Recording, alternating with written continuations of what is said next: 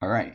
So, now we're gonna sort of go on to a section where we sort of, where people have given in some questions, and if anyone has a question, just feel free to hop in. So first of all, a question directed to Dan. Hello. As the event coordinator, what do you think is the most important thing for people in something like OCTs? The important thing for engaging people, sorry. Engaging people, it's Yeah. energy. You have to Ooh. have high energy because if you let there be a lull, so say this event right now, when you ask us a question, right, and Mm. the three of us just stay silent, that's super awkward. And you can, Sorry. no, yeah, No. no. If you can engage and have that energy to keep the ball rolling, then overall everybody's going to feel more comfortable in participating in something. If it was the movie, then it's like, oh, you can have a little pre-movie chat. It could be I think you guys went ahead and did comic readings, and I'm sure that went well as well. But it's engagement and energy is, I think, the best advice for to ensure like success in one. Yeah. I personally have done a lot of theater work, so I know how to have I guess a presence when it comes to this. But I don't think it's something that nobody can achieve. Like as long as you're engaging and respectful and listening and keeping that energy high, then it'll be fun. Yeah. I would also suggest, and this isn't part of the question, but to ensure successful events that happen, I would prep them ahead of time. So, for example, with the movie nights, I went ahead and streamed before the movie to see if there would be issues that would show up during the actual stream, so that you're not like fumbling around trying to Oh, do of the course. Sort whatever. of minimize technical difficulties. Yeah, Yeah, yeah. that's it. But Okay. for the most part, just keep a high energy. Okay. So, Dorky, this one is for you. Okay. If you feel like you want to have some time, I can go on to a different question, and then we can get back to you. Um, what is the hardest part of being a judge, and what is your favorite part? Uh, okay, I can actually answer this one real quick. The hardest part of being a judge is being a judge and then having to well, the judging part is actually pretty easy, just like going through and like looking through it and getting excited about people's stuff and then Yeah. engaging with that. It's being in charge is what scares me a lot. I get so nervous being in this position, and I'm just like, oh, we're we're about to do this thing, and I need to be here to make sure that things go all right. And um, just being in charge and having to answer questions like this, but like it's just like being in a leadership position always makes me so nervous because I'm like, what if I mess this up? I don't want to mess this up. Yeah. But my favorite part is watching everybody make their just like being a part of like something that basically helped people make cool stuff and just like I don't know the I don't know, just Yeah. watching people do like their own thing with the stuff that you laid out for them. Yeah, that's a really nice part. Okay, here's another question. This one's just to sort of the judges in general. How did you approach marketing to attract people to your to Chop to the Top? Uh, Sort of, how do you know if the recruitment phase, I suppose, is going okay, or is it just, do you need patience? Do you need to try different things? How did you sort of go about advertising the tournament? I Okay, remember. Yeah. Oh, sorry. Go ahead, Britz. okay, I'll answer the first bit first, about like how do you know if the recruitment's going well? You don't. I Yeah. mean, you can see a lot of people on your OCT chat. You could be on, you can see people on your Discord, sorry, and if you have a lot of people, that gives you a lot of confidence. But people don't pour in their auditions into the last minute, and not everybody who submits a character reference, a lot of people start with character reference. A lot of not everybody who submits a character reference winds up doing an audition. So there's a lot of anxiety up until the last minute of who you're going to get. And that was actually a big issue because we didn't know how many people we even wanted to have in, because there was an arbitrary number of how many people we could actually handle, because we want we want pretty much everybody we can get, but because we do videos and draw like icons for everybody's characters and grade these rounds and do critiques and such, we have to limit how many people we have. So anyway, that was just a big issue. We didn't know how many people we even wanted, and we didn't know how many people we were going to get. We couldn't tell people we were going to get, you can't give a overestimate of how many people you're going to accept because of reasons. So yeah, that's the first part. You just don't know how recruitment's going down up until the audition period ends. The first part is, how did we approach marketing videos? I learned from Aslantek that you really want a banger trailer. So, and the first thing we did do, that we first published, was a teaser trailer at the end of Aslantek. Yeah.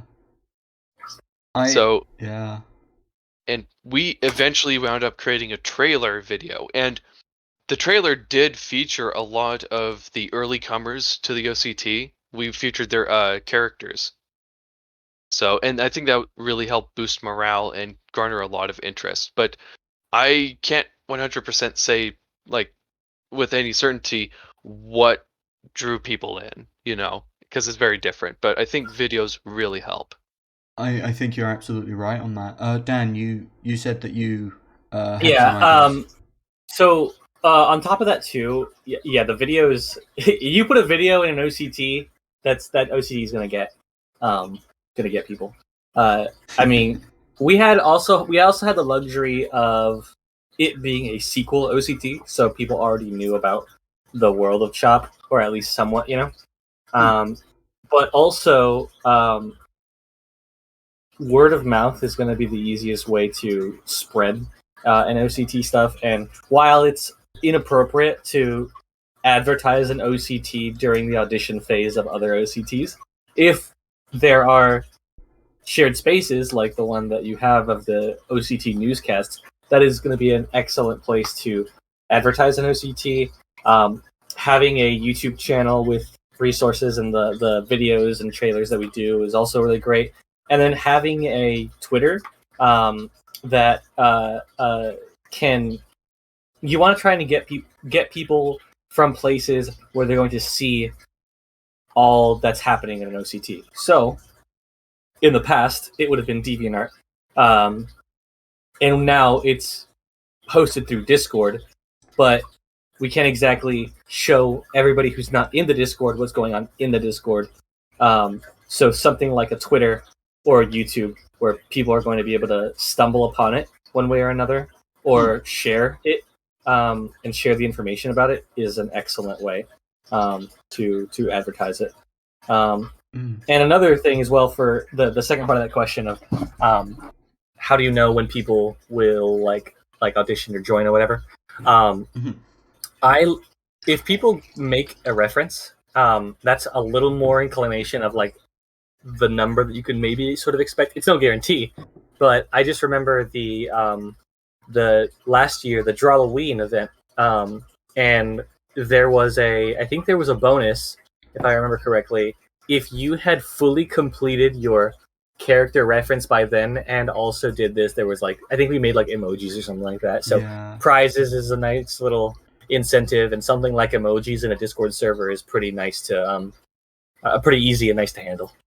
Yeah, I think both of you guys made some really good points there, because at least for me, I remember already being kind of interested since it was in the very end of Aslantek, the first teaser, but you guys continue to sort of ramp that up of the tower's here, the OCs who got animated in the first major trailer, because I know there was the first 2 trailers were like teasers, but then there was like the full-on trailer which revealed Paprika, some of the environments, things like that.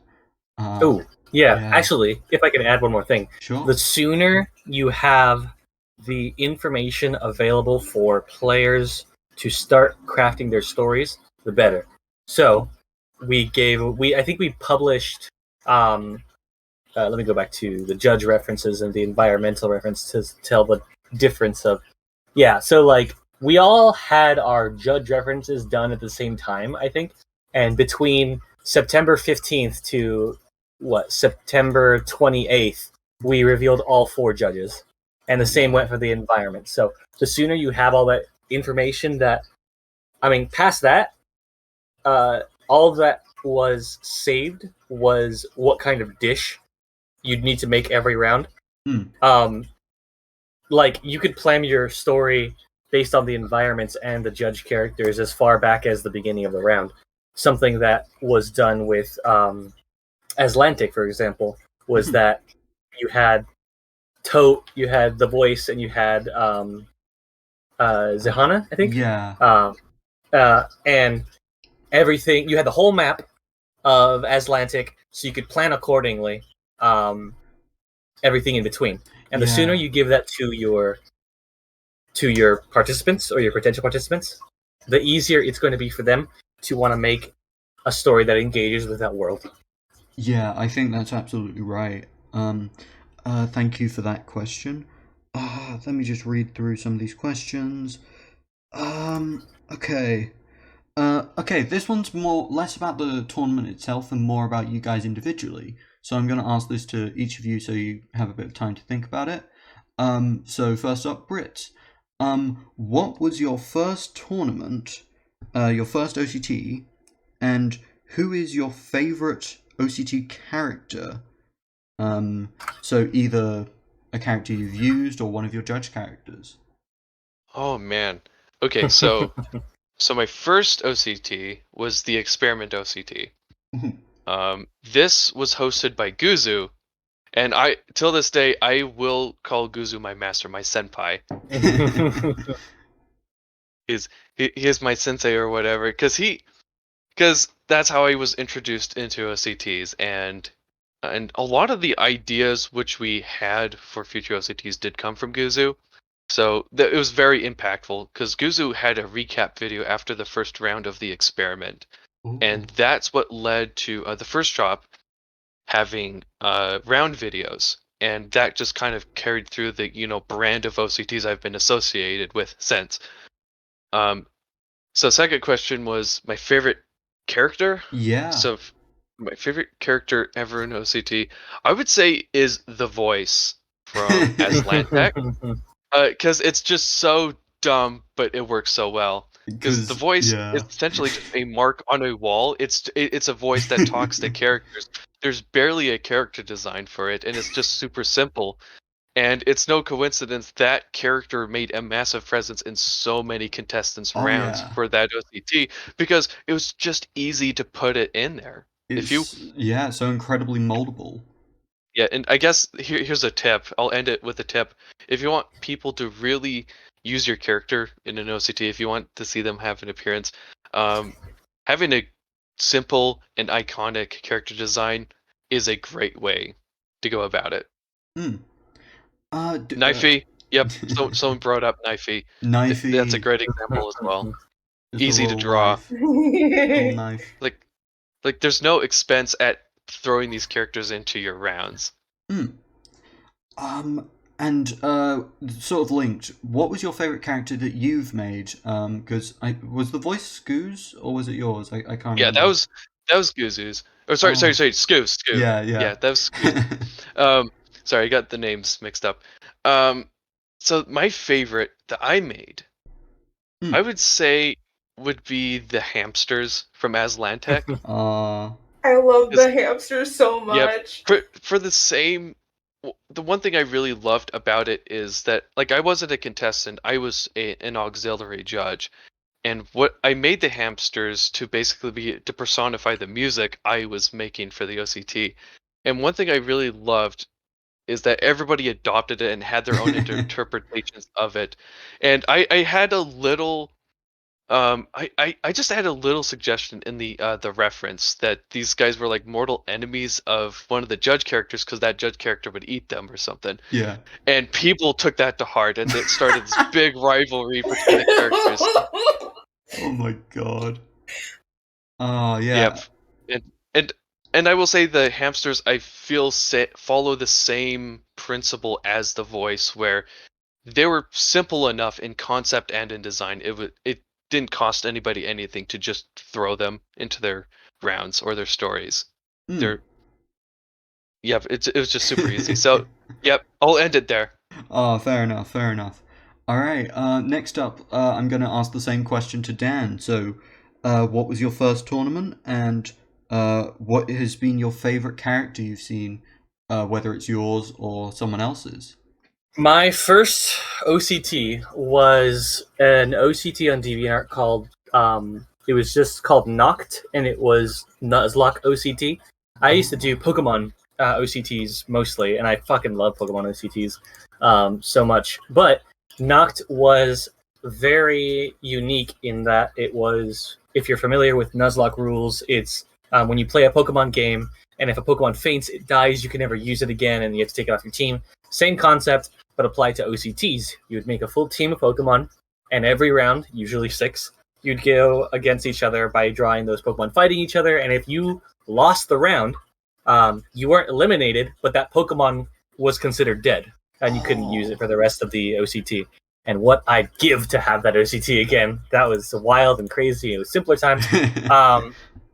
I'll go further. I ran an OCT in the past as well called 16th Sequester. And that was also a Pokemon OCT that was elimination based. But my favorite, or at least one of my favorite OCTs I've ever seen, was one called Jubilee OCT, which was another Pokemon one. And that one was the first OCT that I had seen that wasn't necessarily a battle OCT against other players. It was a objective based OCT. So much like how Chopped at the Top is, you have to make a dish to proceed on to the next round. Each round of Jubilee had a different and very unique and very interesting criteria to move on to the next round. One was like capture the flag. One was defending a site. One was essentially a Splatoon, and you had to like cover environment and paint. One was Pokemon contest. So you had to make like a show and like a display and stuff like that. I thought those were incredible, and it introduced to me the realization that one, OCTs didn't have to be elimination based on combat against each other directly, because the way that this OCT was run, there were 72 participants at the beginning of that OCT. Wow. And even if you were given an opponent and you fought against each other, it was points based. So technically, if you got more points than your opponent or vice versa, if you both hit a threshold of points, you would move on to the next round. So from 72 people, 25 people were cut. And then from that, another 25 people were cut until it went on and on until there was a winner. Wow. And if I were to run an OCT, I would run one like that, because I think that's such an interesting concept. And then characters-wise, my favorite, let me think here. One of my favorite OCs of my own that I've used in an OCT is probably God of Sight.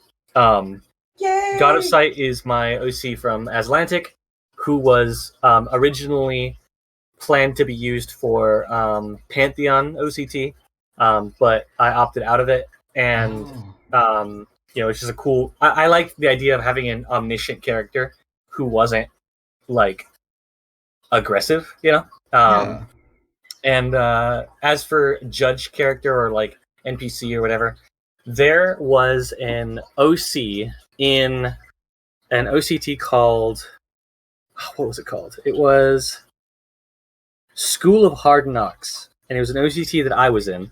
And the that was like Fight High School OCT, pretty much. And there was a character called, oh god, what was it called? It was, oh, you know what? Hang on, I can find it. Here it is. What was the name? The staff. Oops, wrong one. NPCs. That's what I'm looking for. It was Fidel, who is from Sarah the Cat. They made this character that was this like cyborg hall monitor character, and everybody in the OCT used this character in a wildly different way, and that really resonates with me because I love when participants take and Dorky touched upon this earlier, when they take what you make and they run with it, you know. So, for example, the Minty in Minty's rounds, they made a Magmith and an animated statue, actual characters and NPCs at the end of their round. Like, I thought that was cool. I was like, yeah, hell yeah, dude. Or when it was Boone's round where Bignatius was, you know, really relaxed, and he's like, a little more nervous, and now that the dragons had shown up, you know, like, I thought that was cool. I like when people take characters and they run with it because it makes when I do it with other people's characters, it's because I'm really interested in their character, and I do full research into them and like read upon them, and I want to give them, you know, as much respect as they deserve. And likewise, when they do it to my stuff and my concepts, I feel so excited for that stuff. So I was hoping somebody was gonna fight Ignatius Macintosh, and we got that in Kindle's round with like a punch out scene. I'm like, yeah. Anyways, that's what I like, and those are the things that I like. So. Oh, that's really good. All right, so Dorky, I'm going to ask you the same question that I've asked both Britz and Dan so far.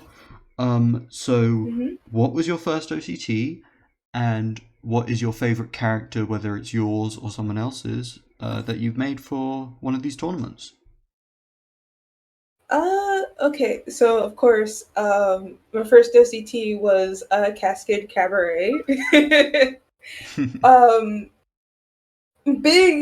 It was a very big inspiration for me, and was probably the main reason why I stayed around here for the longest. And you know, what do you mean me saying some clown shit? What's going on in the chat?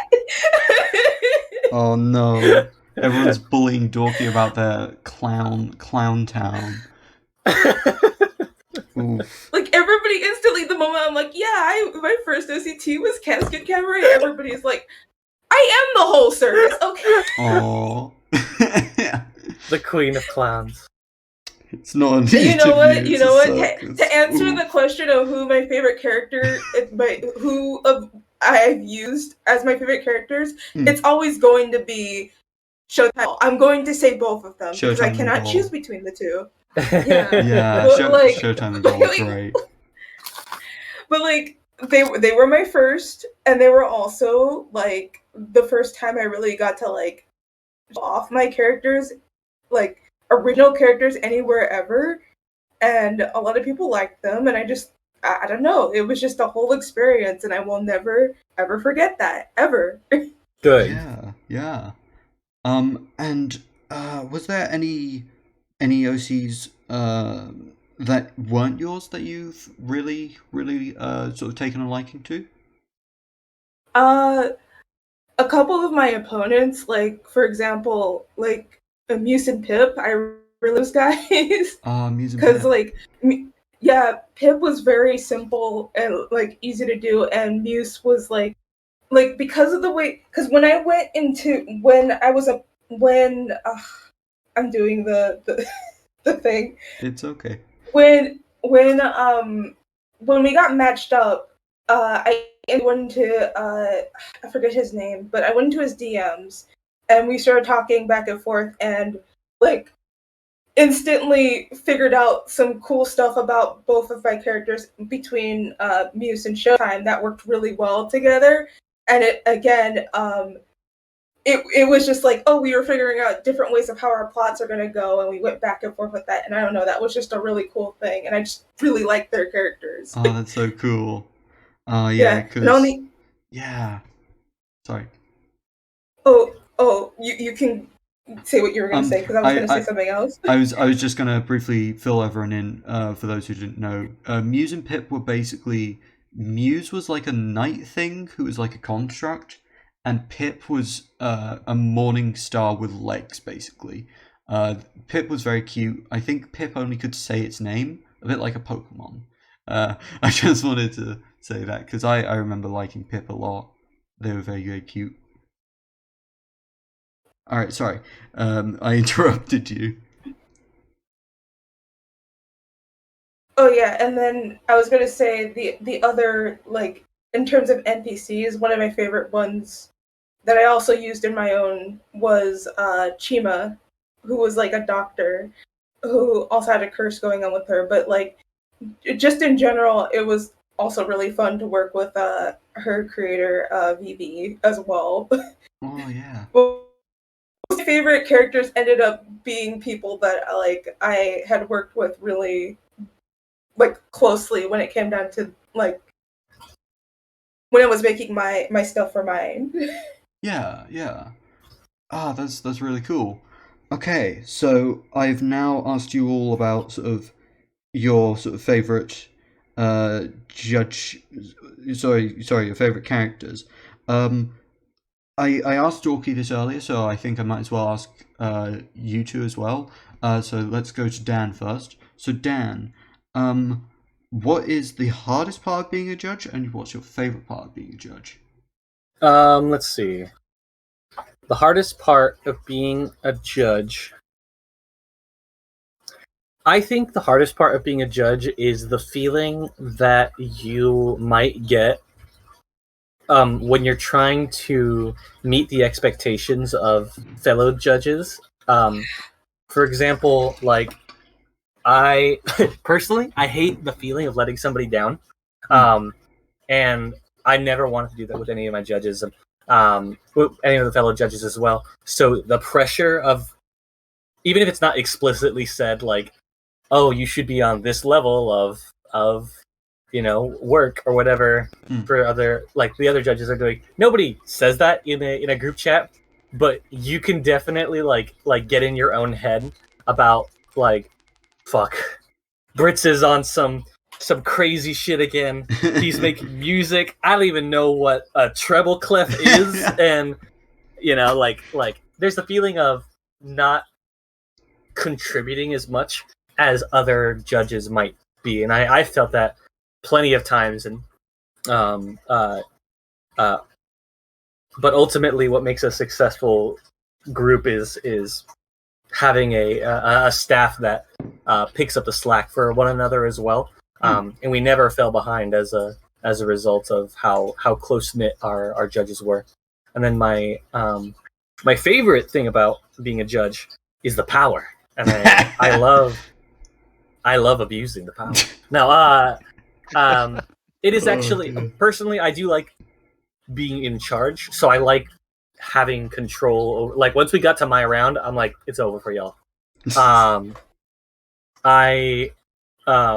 Getting to direct what everybody could contribute for the round 4 video, and then having a hand in producing that round 4 video. I love that video so much, and I still go back and watch it, and I also go back and watch the others as well all the time, because I think it was so cool. And having a part, knowing that you are a part of making something that's so well received and that you're proud of is very cool. I also like seeing people draw OCs and shit like that, so that's fun too. Yeah, but the power, it's the power. So yeah, like, Dan became a judge solely so people could draw cow nipples. That was exactly, yeah, that was the plan all along.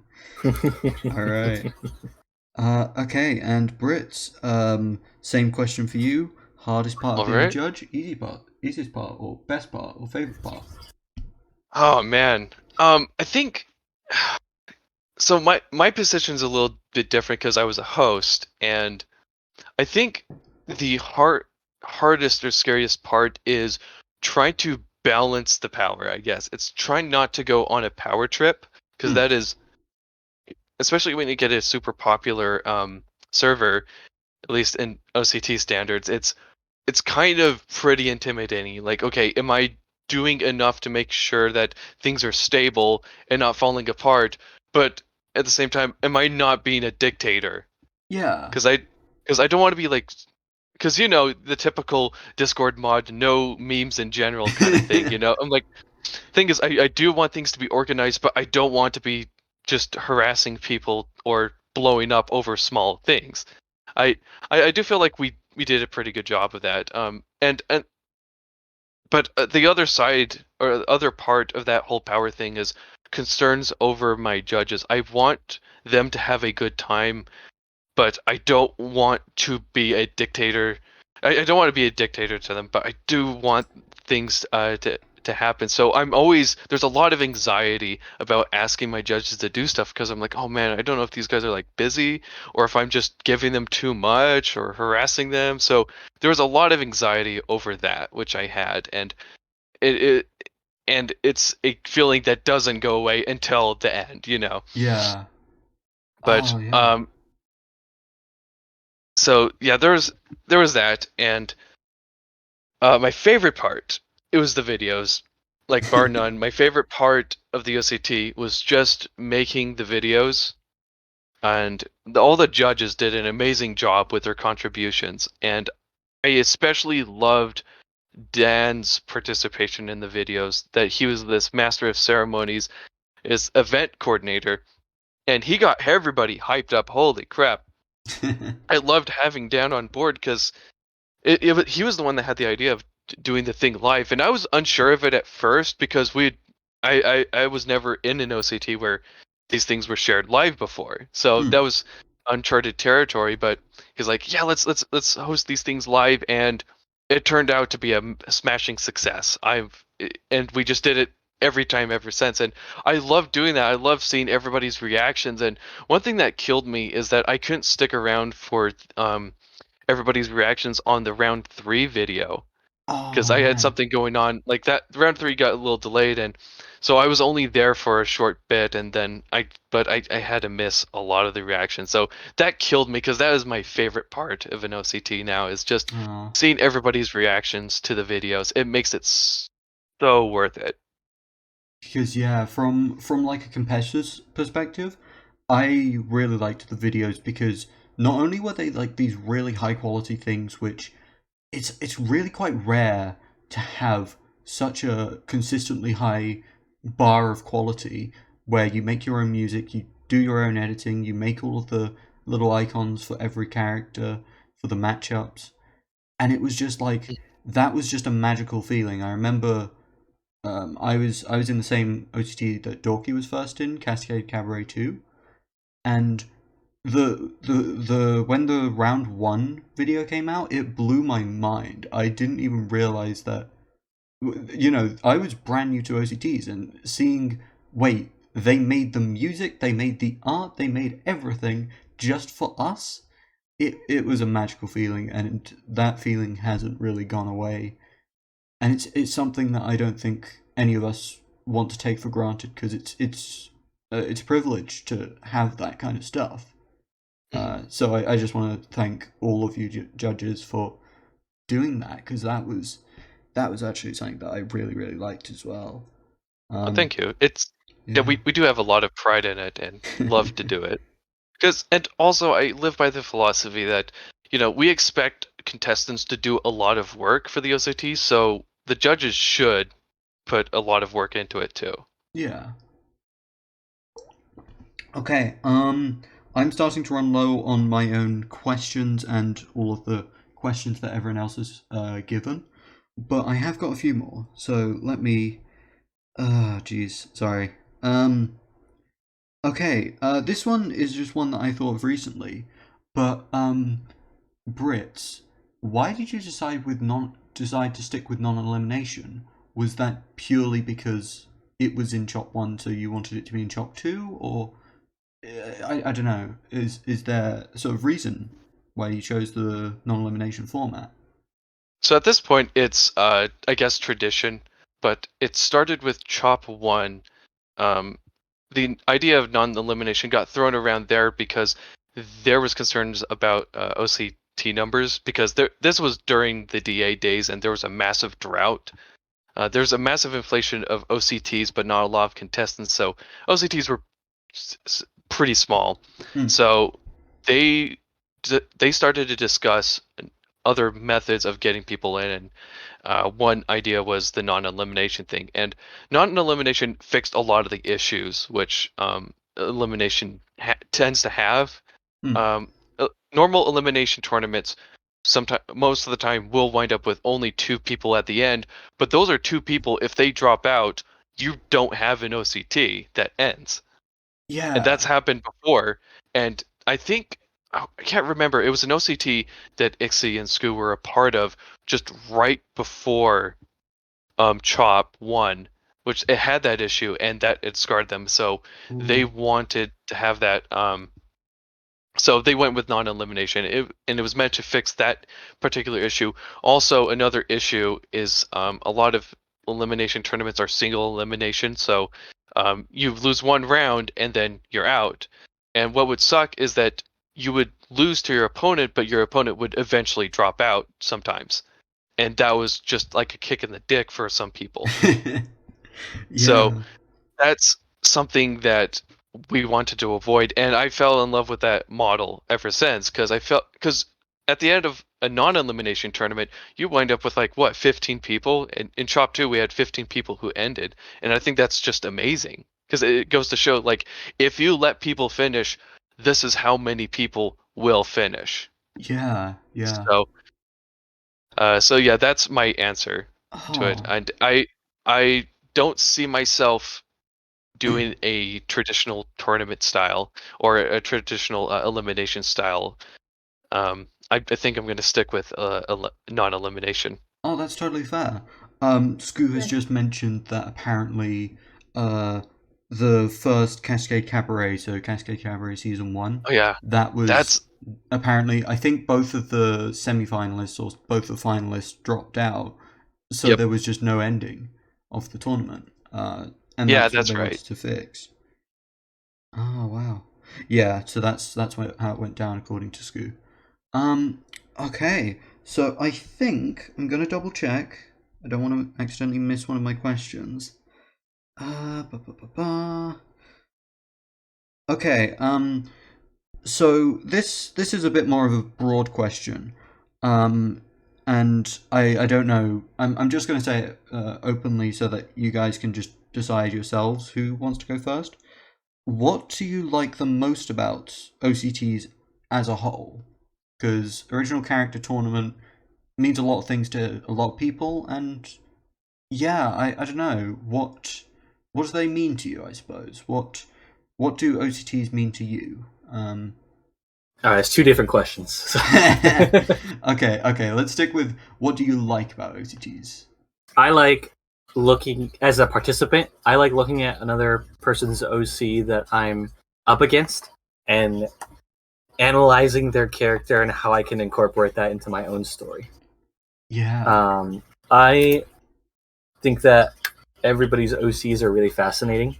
And I mean, if you know my Atlantic record and the amount of cameos that I did that, you'll know that I'm when I'm interested, I go hard. Yeah, because that's one thing I have seen from your stuff, where you make these absolutely massively bombastic rounds where you try and include as many characters as you can, and it's really, really cool, because it's clear you want to make the most out of your characters. Yeah. And the opponents.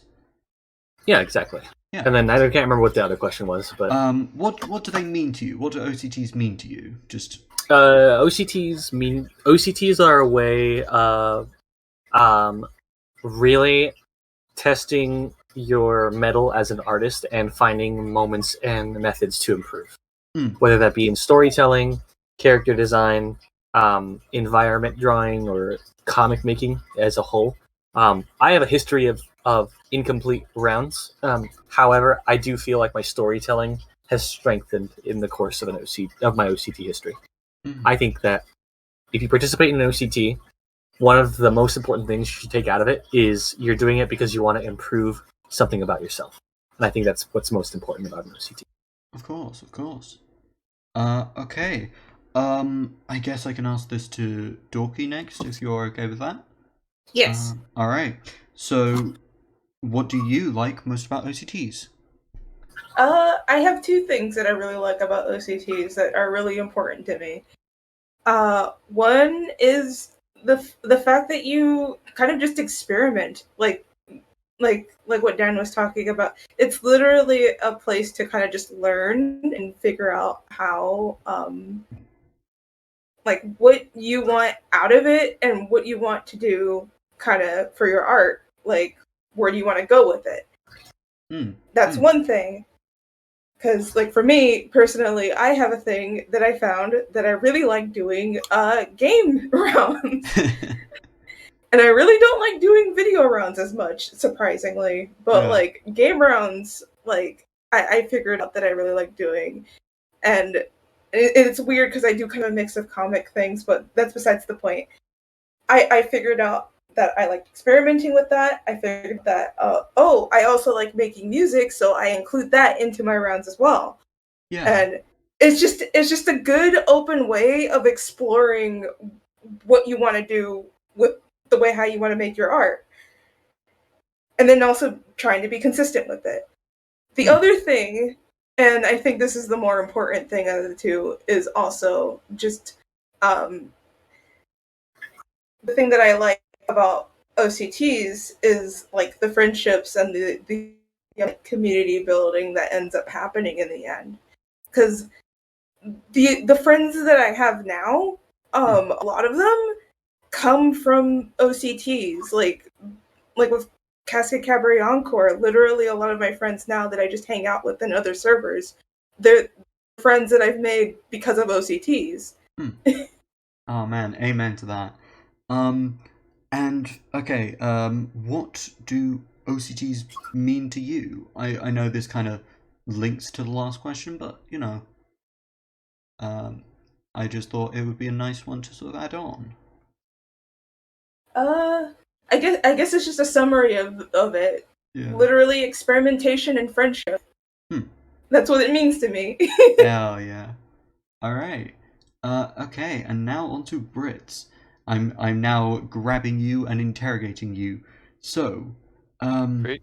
what do don't be so casual about it. Okay, so what what do you like most about OCTs? There we go. That has evolved a lot over time. Like it began with, just having an excuse to draw to improve art.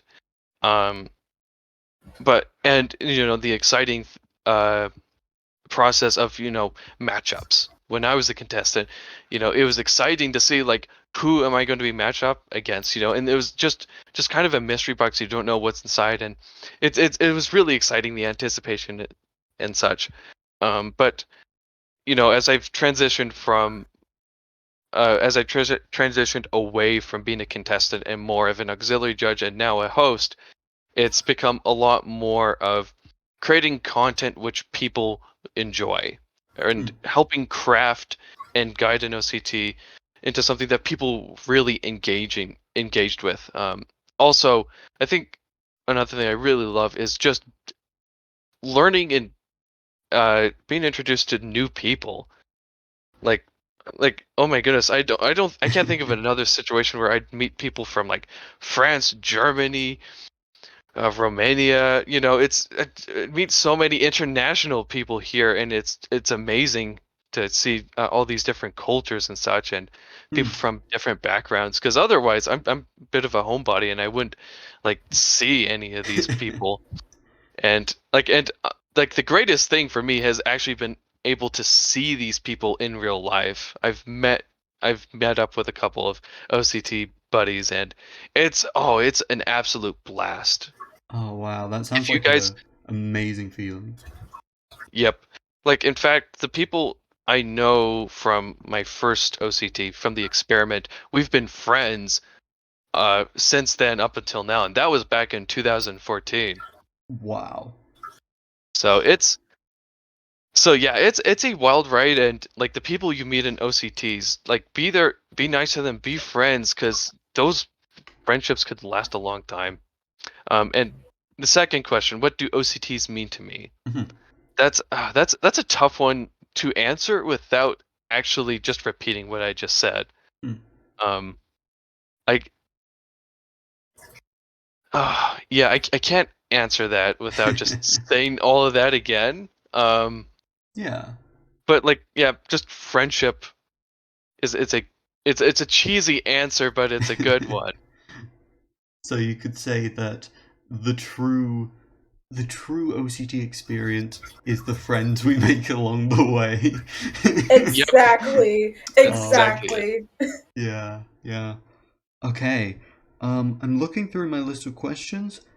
That is almost all of them. There is a few that I still have. Some of them which we'll get onto soon, but this has slightly been answered already, but I am curious. Was there ever an official Dyet design? Because Dyet had that giant silhouette in the second teaser where it was like long ago, ancient archdemon ruled Tantabur, and it was like this big hulking monster. I don't think Britz had like a actual design. I think we toyed around with a bunch. Like I had the armadillo one, but Yeah. You have Dan's interpretation, and we have the one from the trailer. I can't remember if I had one small concept. It's not of Dyet, but it was of the demon we had of one of the older concepts before Dyet was even a name. Let me see if I could even find that, because it was just a silhouette. Because I remember when I was making my stuff, I kind of looked at that silhouette and I was like, did they make a design for this man? Because this man is incredibly big. And I had a blast trying to sort of... I wanted to try and style it in the same way as Pokey was. But, yeah, that was interesting that you went with that route, and it makes sense.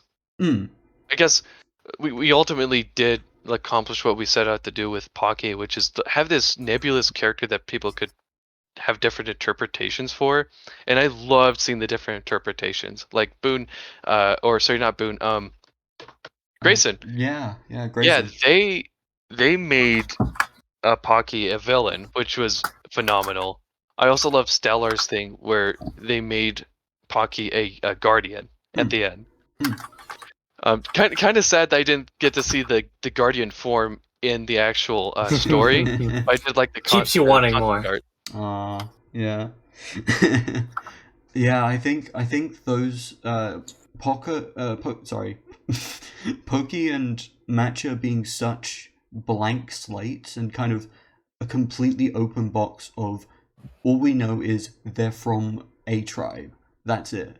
It left it completely up to interpretation, and I think it's really valuable to have characters like that, since Saragon did a complete different direction to what Grayson did, for example, where Pocky was like a spirit, I believe it was, and they sort of faded away after round 3, which I believe inspired the videos, the very last video, and that is actually that is another question, which I wanted to ask, which is, how did you guys make the videos in such high quality in such a short period of time? Because it was like 1 or 2 weeks max. Oh man, may I? I love this is my favorite. Oh, can I, Britz? I know you're the owner, but can I? Go ahead. Okay, I'm gonna whisk you away. Okay. Yeah. Stick with me on this. All right. Round 2 has just ended. Okay. Or round 1 or round 3. The moment it ends and the moment we finish judging, we're like, all right, everybody, we're working on the next one. We have to we tackle it the second it's done, pretty much. We tackle the next one the second it's the last one is done. Oh. And that includes we break up tasks. It was usually like 5 different things. It was who's doing the music, and it was either Britz or Dorky. Who was doing the character art of the Guardian, and it was usually the person whose Guardian it was.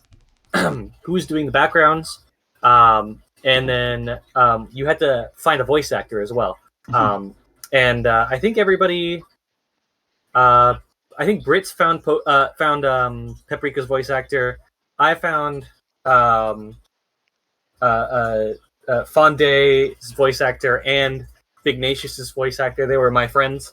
And then I can't remember. I think Verd found Fisk's voice actor, if I remember correctly. I believe, that was right. Anyways, we and then who does the matchup icons, and it was usually me and Britz that took it, and then Scoo picks them up, and sometimes Verd as well. And I also did do a little bit too, but it was only a little bit because I was also doing some stuff as well. Dorky, and who was doing the video editing at the end, and then it was like Dorky and Scoo that did the most of the video editing as well. But we talk about what we want for the matchup icons. That's usually the first thing that we do, and it's usually before the round even starts. So with round 1, I think we just had to make like a really simple design. I don't know if we had like any specific ideas past limited color palette, and Britz, you can correct me if I'm wrong, but I think that was the case. Yeah. And then round 2, I remember it was actually, I think it was pretty last minute that I came up with the idea. I'm like, what if they were snacks? And I think we started off with cupcakes, and then like halfway in, I was like, and we got to split it. We can also do gingerbread people. So that's fun. And then I think Britz or Verd had the idea of like the ancient calligraphy style for round 3. And then me and Britz came up with the pottery design. And then I think I came up with the silhouettes, like the idea of silhouettes. But then Britz was like, let's put it on a 3D asset. And it was crazy. Yeah, I am still tripping off of that. That was kind of just, I wasn't expecting him to do that. It was incredible. But I cannot even imagine how much work that must have taken. It was, if you knew what was coming ahead of time, then you could prepare for it a lot easier. And the luxury of having all of these environments and rounds and guardians and whatnot is you knew what was. All you had to do was worry about who was making it to the next round. And once we had that information, we could start on the... we start everything else, and then we do the matchup icons. That's the last thing that we usually do. But you break it all up at the very beginning of a round, or at least like if you have time in a previous round. And then it's like the last 2 weeks that we put the video together, and then we throw in the matchups at the end, and then that's it. But it's very important to break up all the work, because I think Dorky did most of their round, if I remember correctly. And I know you were freaking out about it. Yeah, she pretty much did everything for round 2. I did everything. I was just like, I'm going to do it, and just ran through it because, like, I'm pretty sure. Weren't you busy that round? Like, didn't you have that was to take care of?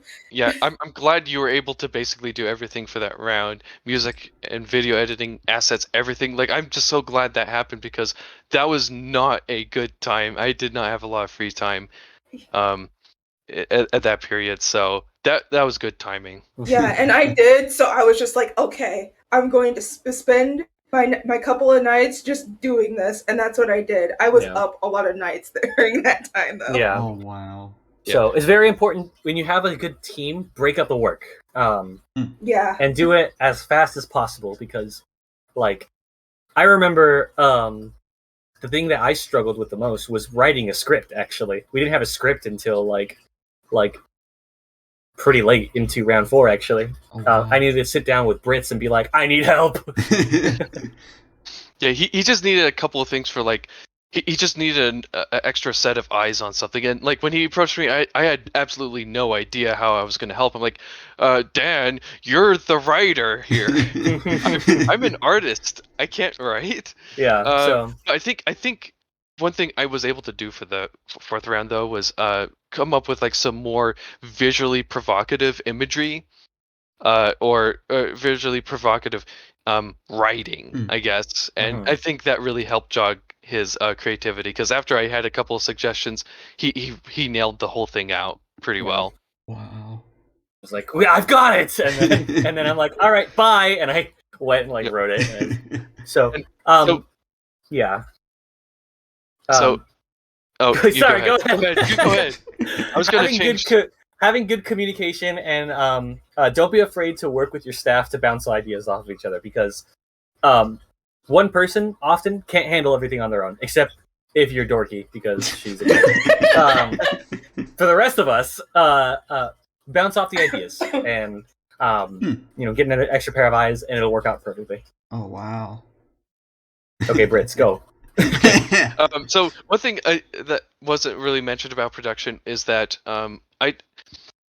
with my experience before, when it came to these videos, in Aslantic and a lot of the OCTs before that, it was a lot of work kind of done by one person. Aslantic, as far as I'm aware of, and Scoo, you could correct me if I'm wrong, the majority of the work was pretty much Scoo that did that. Yeah, and that was right. pretty intense. And I think, and when I did this OCT, I went with the approach that every judge was basically the director of their own video. They weren't like responsible for doing everything, but they were responsible for delegating the tasks for that. I think, and I think it turned out pretty well. And I do like that Verd, out of all the judges, I don't know about how early Dorky started hers, but I know Verd started his really early. He had the script out pretty fast. He got voice acting really fast too. Oh wow. And the reason why the round 3 video what turned out to be quite a banger is because there was just a lot of extra time to work on stuff, because like we get stuff done and we're like, well, we still have like an extra week before round 2 even ends, so let's add even more stuff. So yeah, the key here, as Dan has mentioned, is just starting early. You can make something amazing if you just start early and consistently work on it. But yeah, Scoo saying that videos for the first shot were basically all his work. So yeah. Yep. Oh wow. Because yeah, it sounds like you guys had basically a whole production line that you had to kind of, okay, we gotta think of the concepts, gotta do this, gotta do that. Yep. I think it's pretty much once you had it done, hand it to Scoo, and then Scoo would arrange it. And I think in the future I would want something that's a lot more like an assembly line, where instead of having a different director each time, we'll have a consistent director, a consistent person who will do all the backgrounds, one person who will do all the character sprites, so that we can have a lot more consistency. Because you can look at the Chop 2 videos and you can definitely see stylistic changes, because everybody kind of did their own character sprites, and there's differences in musical styles as well. So and I think, like, for future OCTs, I'd love for some consistency. And have people really play into their strengths. Like maybe Dorky would do all of the music kind of thing, and this person and Scoo would do all the video editing, and one person. Yeah, it's just basically that kind of idea. But yeah, Scoo's saying that Aslantic had much more work done by the other judges, but it was still mainly done by one person. So yep. Yeah, it sounds like delegating those responsibilities so that it's more of an even spread. It's not just, okay, one person has to carry the weight of the world on their shoulders. Yep. That's pretty much what I wanted to avoid. Make sure not one person was doing all the work, and I think it turned out pretty well.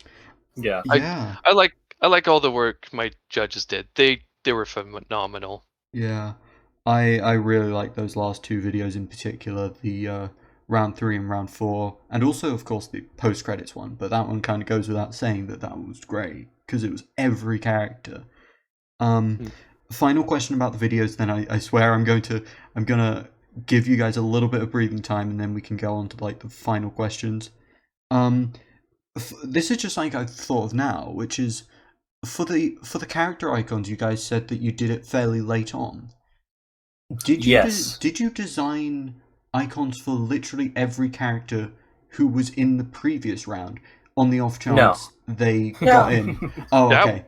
Okay, No. that was actually an idea, but we never did that. Yeah. We didn't want to, not to be disrespectful, but we didn't want to waste our time working on something that wouldn't be used. No.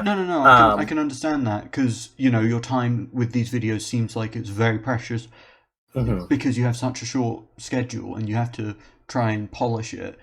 Yeah. So I can understand that completely. The good thing about it was, by Judge Week, we have almost everything else for the video complete. So say for example round 4, for example. By Judge Week, I had all the Ignatius Macintosh character art done already.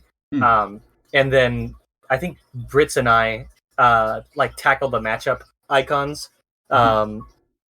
As soon as we knew when everybody submitted something, we take that list and then we make a spreadsheet. Oh my god, if you saw the spreadsheets that we have, by the way, yes, that's another thing. Use spreadsheets. Learn how to use Google Sheets and use them, because it makes your life a lot easier. They're very important. And we have this big list of competitors that we need to get done a matchup icon for, and we would literally have it be fully blank except for the names. And then I'd go in and I'd grab 3 of them. I'd be like, okay, I'm going to work on Vudasia and Morgan and Rosemary or whatever. And then as I'm working on those 3, by the time I'm finished with those 3 and I put the complete sign, I see that Britz has already been working on Maribel and Chantarelle, and Momo and whoever the hell else. And then with that, everybody gets to put their hands in to help finalize and finish all that stuff. Because the video production is always more, in my opinion, video production was always more important than judging, because you could always do judging later. Yeah. And particularly with the non-elimination format, it kind of gives you a bit of wiggle room to be like, okay, we can work out the specifics of, okay, who wants a critique, should we write critiques, all of those things. You can kind of leave that till later, but you want to make the videos really polished. All right. Thank you very much for all of that info about the video process, because that was one thing which I'm sure lots of people are interested in.